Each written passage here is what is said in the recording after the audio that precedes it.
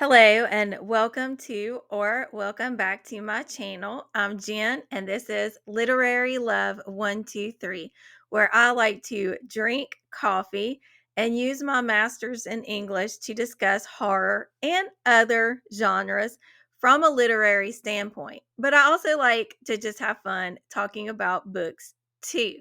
So this video is my March wrap up. I read 13 books in the month of March, so let's talk about them.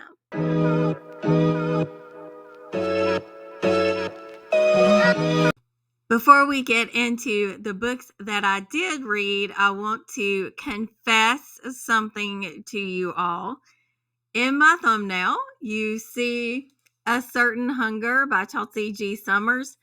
I did not actually get to that book in March, so look for me to read that book and review it sometime later this year. I'm going to follow my usual routine by starting with the books that I gave the least amount of stars to and working up to those that I rated highest. So that way we finish the video on a positive note. Some of the books that I'm going to be talking about, I vlogged during my Week of Weird video. So I will link that down in the description box below so that you can watch that if you want to hear my full thoughts on any of those books. With that being said, let's get going. And the first book that I want to talk about, I did vlog. I read this as part of Week of Weird, so you can see my full thoughts in that video. This is We Can Never Leave This Place by Eric LaRocca. I gave this one 3 stars. The next book I want to talk about is another by Eric LaRocca, and that is You've Lost a Lot of Blood. I listened to that on audio. And I also gave it 3 stars. It's really a difficult book to explain. You have a story within a story. There's serial killers. There's some weird AI stuff going on in the story that's within the story. And I apologize because I really do not know how to explain this one very well. And I honestly don't remember a lot of it. I feel like my expectations are high for Eric LaRocca since having read Things Have Gotten Worse since we last spoke a few years ago. So I feel like I'm chasing that kind of high with Eric LaRocca. And so far, I have not been able to recreate that magic with any of his books since that one. The last book in the 3-star category is The Quarry Girls by Jess Lowry. And this one is set in Minnesota in the 70s. And we have teenagers, and one night, our main character and one of her best friends, they see something disturbing and they think this is possibly connected to missing girls in the town, including eventually another one of their best friends that goes missing too.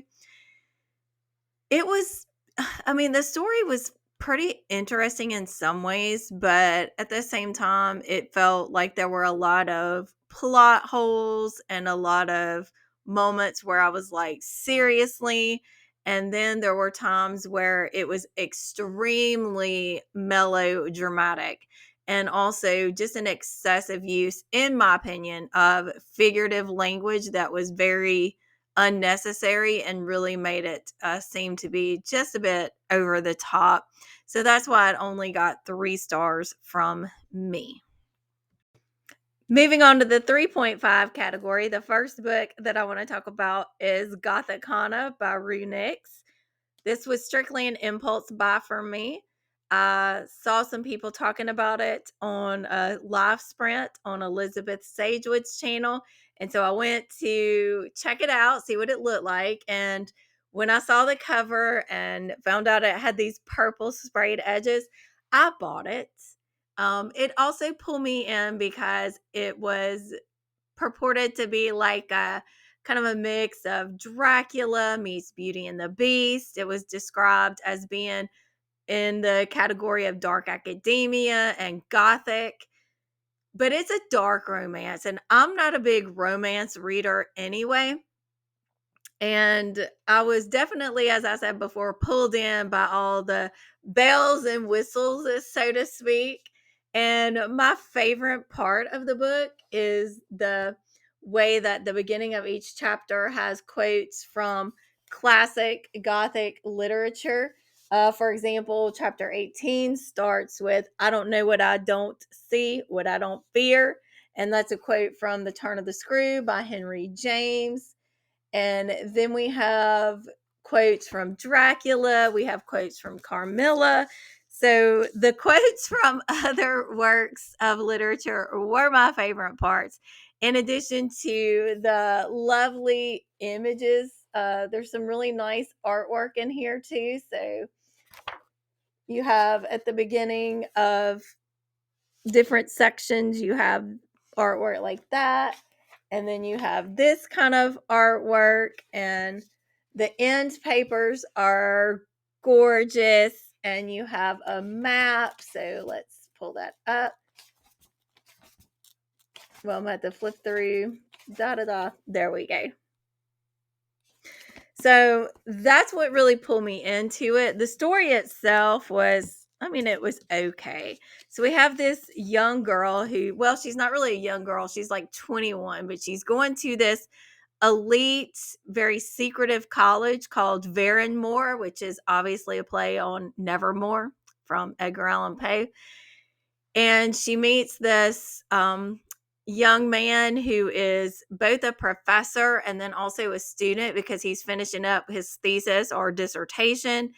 They start a romantic relationship that gets way, way, way spicy, which is fine. I like spice as much as the next person, I suppose. But some of their dialogue, it's just so cringy. Like, literally, my eyes were like rolling out of my head. Well, not literally, they're still there, but you know what I mean. And it's kind of funny because I picked this as like a group read for March, and it was interesting, right? Like I said, I gave it 3.5, but I think that was mainly for the cover, the purple sprayed edges, the artwork, and the allusions and references and quotes from other works of literature. So that's Gothic Hana.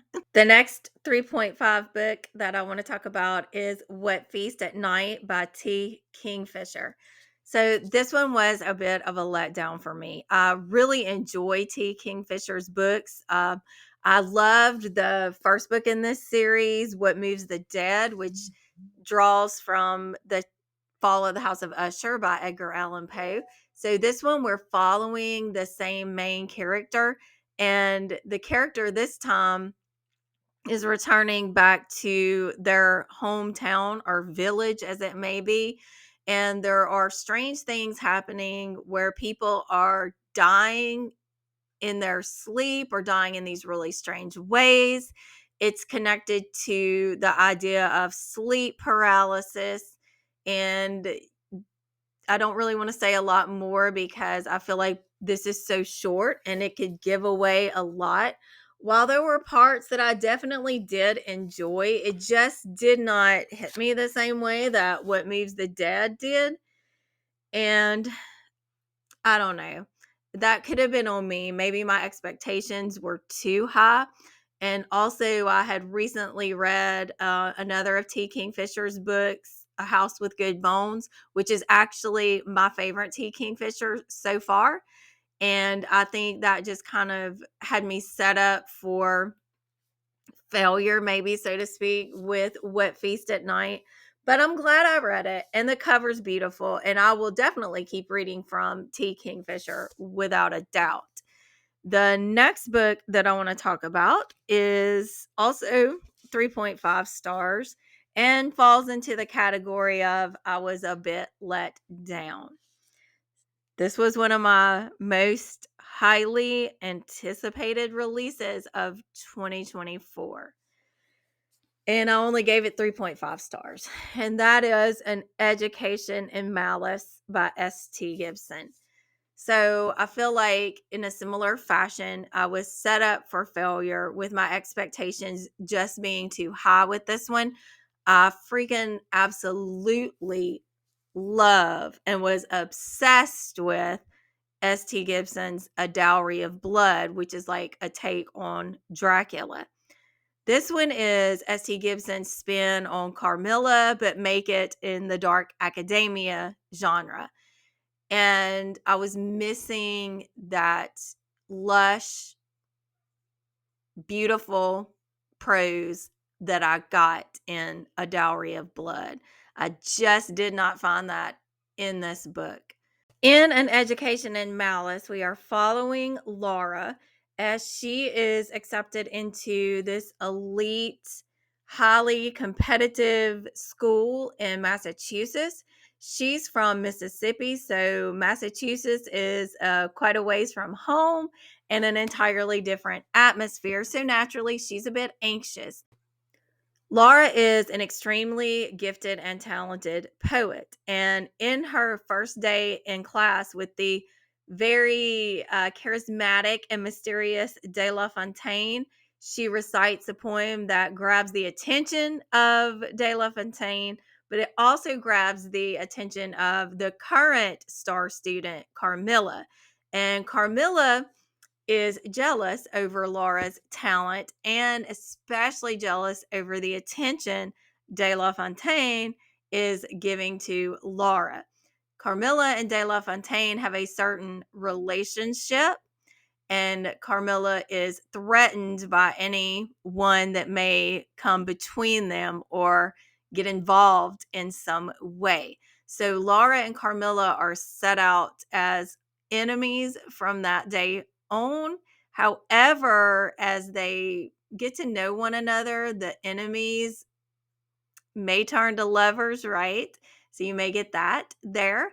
And I will say that the beginning of the book had me set up thinking that it was going to be written as lushly and beautifully as A Dowry of Blood because the opening describes Laura's views or thoughts when she gets to Massachusetts. She describes it as gold, ochre, and russet, and she contrasts that to her home state of Mississippi, which she calls a study in green. There were also lines that really hit me as far as being great descriptions of dark academia. There's one line that states, "The competitive atmosphere of De La Fontaine's classes sharpened my predilection into an obsession." So, like I said, there were definite hints of what I got in A Dowry of Blood, but I just felt like the whole vibe was not there in this one. And I also felt like the end wrapped up a little too neatly. And I don't want to say much more because I don't want to give anything away. But if you did like A Dowry of Blood, then go ahead and give An Education in Malice a try. I've seen a lot of people giving this one 5 stars and really, really loving it as much as they did A Dowry of Blood. Unfortunately, I'm not in that category, but I did give it a 3.5. So I did enjoy it overall. Moving on to the 4-star category. The first book I want to talk about in this category is Night's Edge by Liz Karen. I ordered this after I listened to a Books in the Freezer episode where the author of this book and Stephanie, the host of Books in the Freezer, talked about playlist for this book and for the sequel to this book, which either has come out or is about to come out soon. And the sequel is called, I think it's called First Light. But anyway, I picked this one up and I took it with me on my trip to Chicago when I went to speak at the PCA National Convention. I will also link that travel vlog down in the description box below. So this one follows our main character, Mia, who is having to take care of her mother. Her mother has something called Saratov's syndrome, which is a vampire type illness or disease, I guess it might be, virus, maybe, something like that. Anyway, we follow dual timelines here. We follow Mia as a young child when her mother first contracts this Saratov syndrome, and then the present day when Mia is 23. And ever since Mia was 10 and this happened to her mother, she's had to kind of become this caregiver for her mother. And her mother is manipulative. Her mother gaslights her. There's commentary here on mother-daughter relationships and boundaries and enabling someone, codependency. I really enjoyed this book a lot. There's certainly frightening scenes, there's gore, but what I mostly enjoyed was seeing how Mia interacted with her mother and kind of getting into the dynamics of that relationship and how having to cover for her mother, having to do certain things for her mother in order to keep her mother alive and to keep her mother from going out and killing other people in order to drink their blood. So literally this main character is bleeding for her mother, but there's also the figurative sense of that too, and the symbolic way in which she is literally giving up her life in order to take care of her mother. So this book is about, can she break free? Will she? And I can't wait to see what the sequel is about, because this one leaves off on a cliffhanger where I was like, okay, I'm so glad there's a sequel because I got to know what happens next. But I really did enjoy this one. 4 stars. The next 4-star book that I read is This Wretched Valley by Jenny Kiefer. I could not listen to this one fast enough. I definitely want to get a physical copy of this book. So, in This Wretched Valley, we're following our main character, Dylan, who is an expert mountain climber. She's just gotten sponsorship from a major company. She has an Instagram account that has a lot of followers. And we have Clay, who is a friend of hers that she hasn't seen in several years. But I think he used to be a climber and he had, I think, some sort of accident so that he's no longer able to do the climbing. But he is a geology student and he has this new equipment, this kind of locator. I forgot exactly what it's called. But with this equipment, he locates this previously uncharted mountainous area in the wilderness of Kentucky. And so he wants to take Dylan to climb that so that he can kind of become known as this guy who located this never, before known territory. And he can kind of use that as a way to propel himself to success by going and finding other locations. So they're going on this hike to explore this area. Going with them is Clay's assistant, Sylvia, who is a botanist. So she's going to study the plant life in the area. And also going with them is Dylan's boyfriend, Luke, who is bringing his dog. So, yeah, just be aware there is a dog in this book. And once they get to the area, they start to notice strange things, but they kind of ignore it and keep going anyway. But then these horrific things happen to them. So you get to find out how they died. And as I said, there's the mystery because one of them is just never found. And you get to find out what happened there too. This story takes inspiration from the actual event of the 1959 event that happened in Russia. And that is the Dyatlov Pass incident, which for some reason, until I read This Wretched Valley, I did not know about the Dyatlov Pass incident. But now I know a whole lot about it because that sent me on a research mission to discover all I can about the Dyatlov Pass incident, which is very strange. And if you don't know what that is, then I suggest you look into that because it is bizarre. So anyway, I really did have a good time with this book. It is brutal in some parts. It is bleak.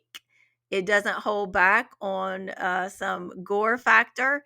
And the story to me was just very interesting. I didn't necessarily love any of the characters, but that's fine. I'm not one who has to love all the characters or any of the characters going in.